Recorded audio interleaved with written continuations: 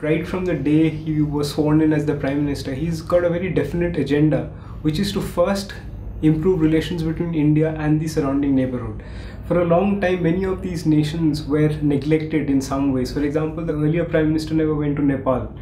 And Bhutan, if you recall, last year there were problems about sending across funds which we give every year, which had led to a huge financial crisis in Bhutan. Relations haven't been the best with Bangladesh, relations haven't been the best with Sri Lanka. Since 1986, Bhutan has been having bilateral talks with the Chinese about resolving their border dispute. Now, the border dispute with the Chinese can be divided into three segments. One is the eastern portion, which borders Sikkim, the western portion, which borders Arunachal Pradesh, and the central northern position.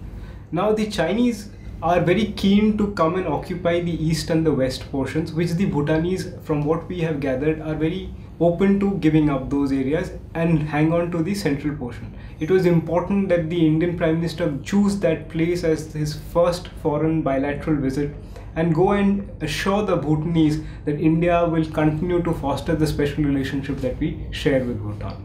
In August, he is expected to go to Nepal.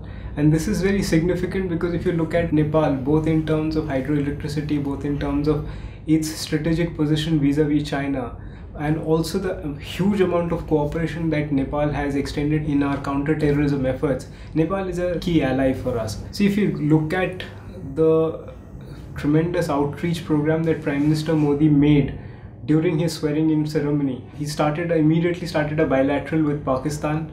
He's also started a very robust talks with Afghanistan. Now that he's had a chat with the Bhutanese leaders, and now he's next planning to go to Nepal, I think the neighborhood in more or less is quite excited about this new leadership and a much more proactive leadership which has come into India right now. If we can fix these relationships, that will be the core of India's foreign policy, because if we can emerge as a leader among these nations, then the rest of the world will start taking India much more seriously.